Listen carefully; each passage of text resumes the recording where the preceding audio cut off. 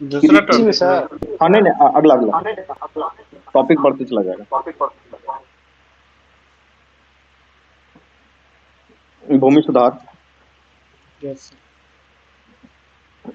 उसके बाद फिर कृषि क्षेत्र,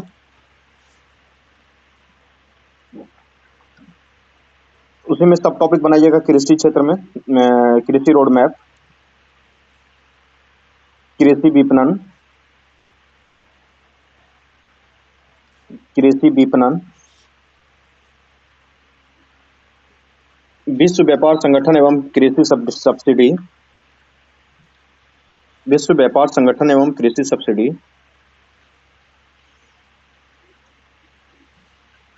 बिहार के कृषि क्षेत्र की समस्याएं, बिहार के कृषि क्षेत्र की समस्याएं,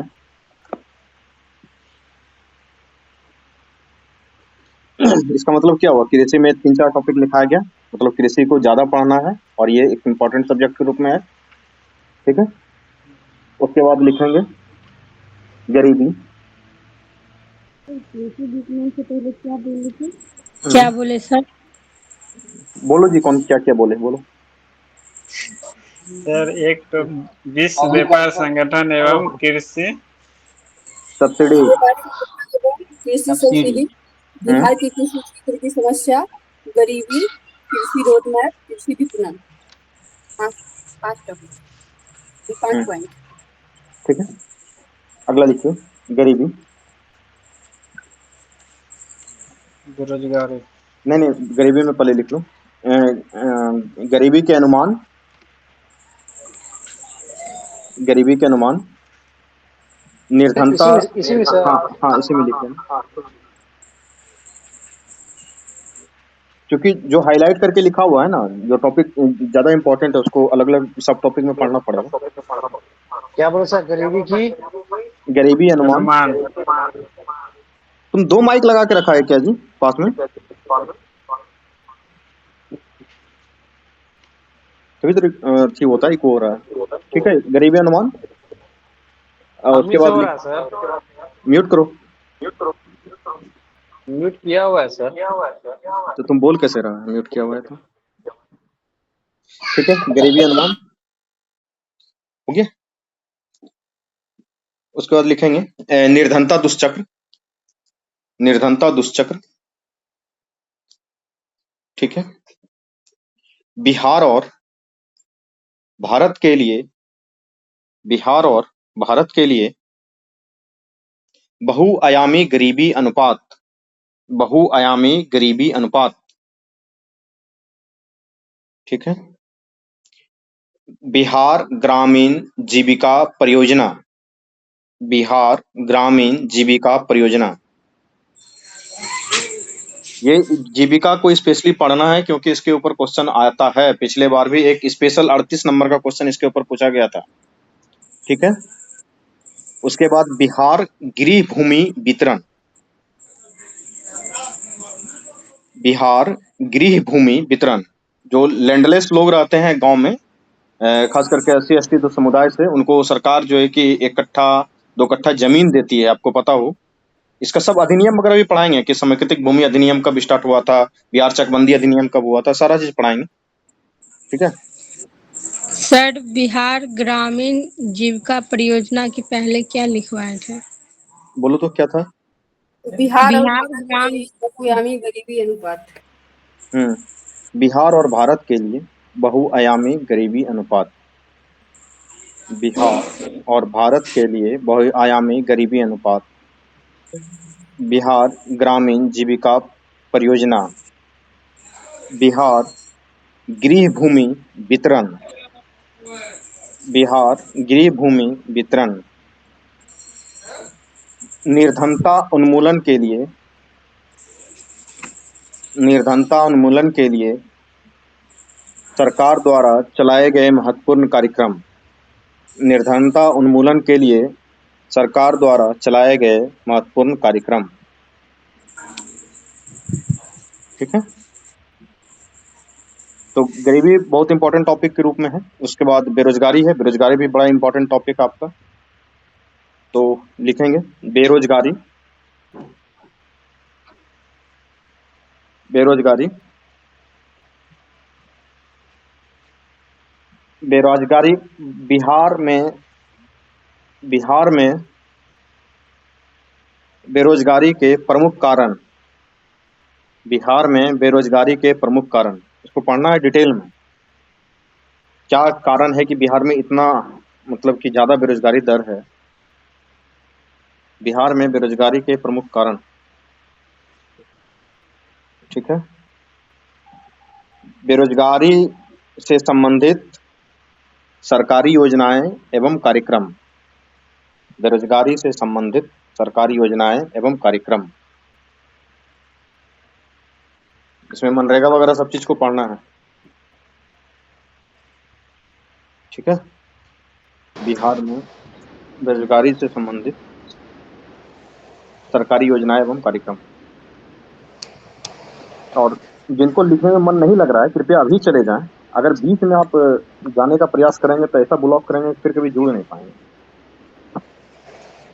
क्योंकि वो बच्चे बीच में क्लास छोड़ के जाते हैं, ये अच्छी बात नहीं है। मुझे नाम पता सब चीज सबका याद रहता है, ठीक है। लिख लीजिए। खाद्य सुरक्षा, खाद्य सुरक्षा, फूड सिक्योरिटी,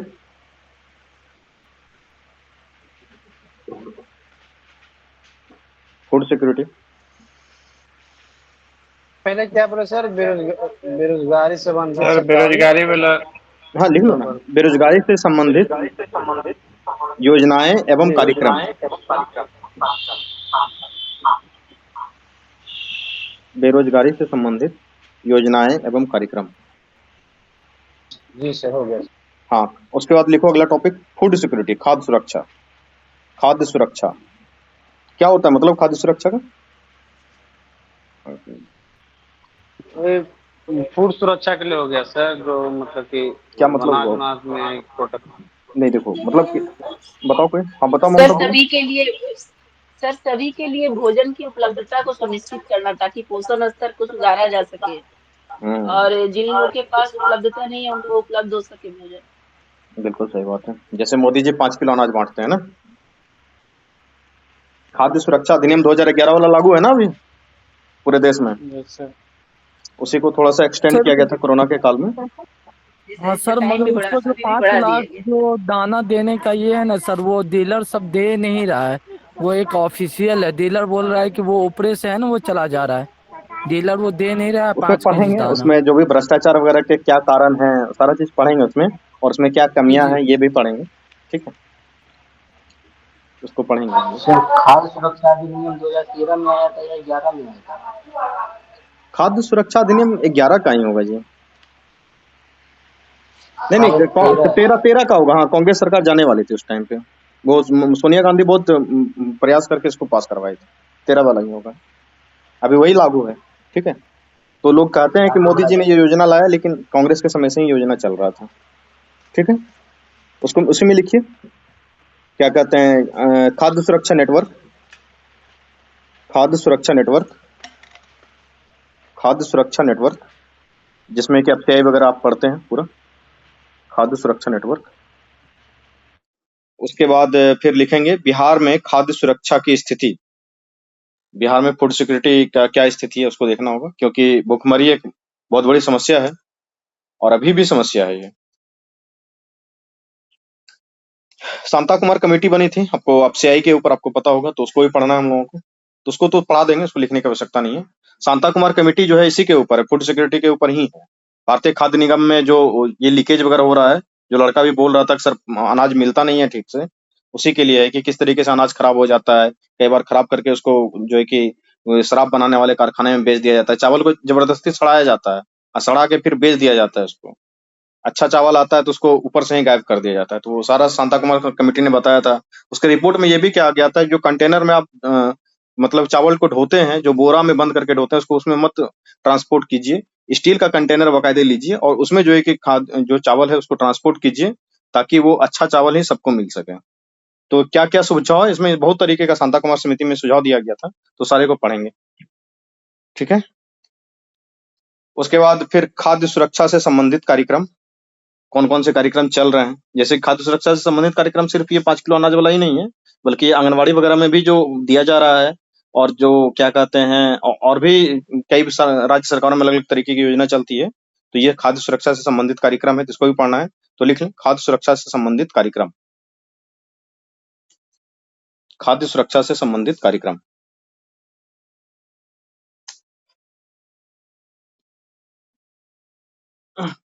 उसके बाद आपका एक इम्पोर्टेंट टॉपिक है, क्या कहते हैं जिसको बोलते हैं क्या, जनांकिकी लाभांश।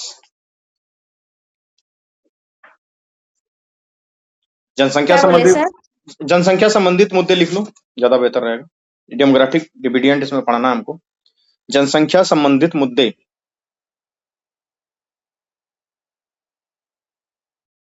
जनसंख्या संबंधित मुद्दे, इसी के सब टॉपिक में एक लिख लेना, जनांकिकी लाभांश, डेमोग्राफिक डिविडेंड। जनांकिकी लाभांश, डेमोग्राफिक डिविडेंड, क्या मतलब होता है इसका, डेमोग्राफिक डिविडेंड का? सर इसका मतलब होता है कि जनसंख्या में जो कार्यशील जो जनसंख्या है उसका कितना रेशियो ज्यादा, अगर ज्यादा है तो वो लाभांश का स्थिति होता है। हाँ, तो उस लाभांश का हम लोग लाभ उठा रहे हैं नहीं उठा रहे हैं, ये भी देखना रहता है ना।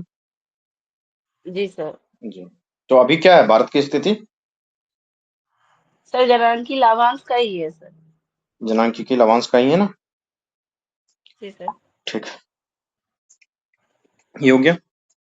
उसके बाद फिर 2011 सेंसस 2011, तो जनगणना 2011 पढ़ना है हम लोगों को।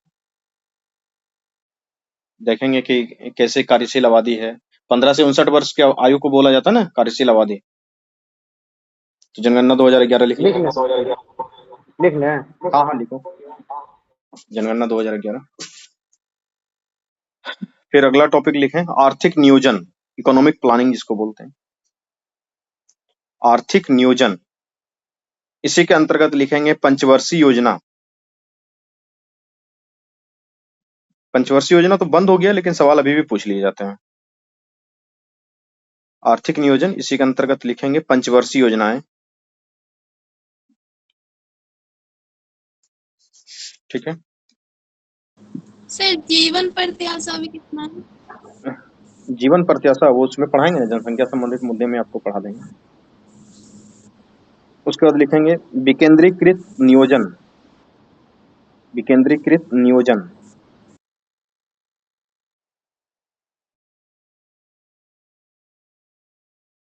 इसी में हम लोग पढ़ेंगे जिला योजना वगैरह जो होता है ना, क्षेत्रीय विकास। लिख लें क्षेत्रीय विकास, जिला योजना,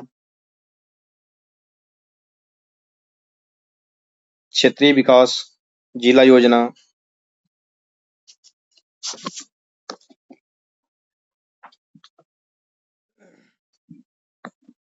क्षेत्रीय विकास, जिला योजना।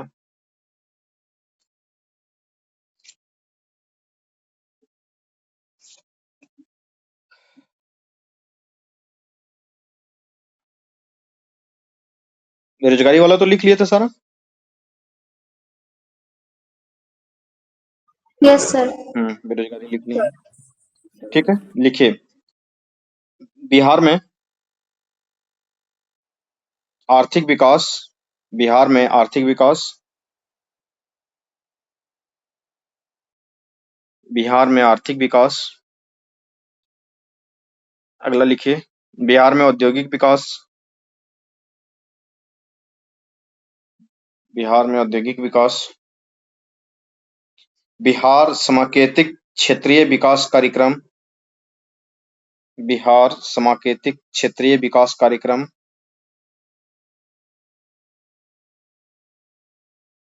बिहार समाकेतिक क्षेत्रीय विकास कार्यक्रम। ठीक है, उसके बाद लिखें MSME, सूक्ष्म लघु एवं मध्यम उद्यम जिसको बोलते हैं, medium small, micro small and medium enterprises. MSME, सिर्फ इतना ही लिखेंगे, MSME सेक्टर।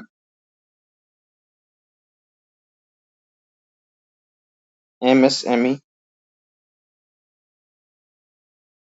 बिहार में प्रमुख प्राकृतिक संसाधन, ये टॉपिक ज्योग्राफी इकोनॉमी दोनों में पढ़ना है। बिहार में प्रमुख प्राकृतिक संसाधन, ठीक है। विकास, पर्यावरण बनाम विकास लिखें, पर्यावरण बनाम विकास।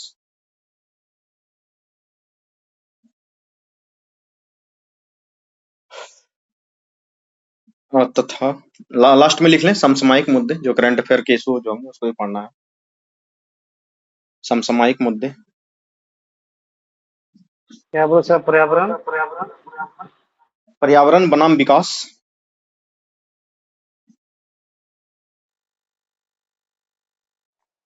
जिसको सस्टेनेबल डेवलपमेंट बोलते हैं,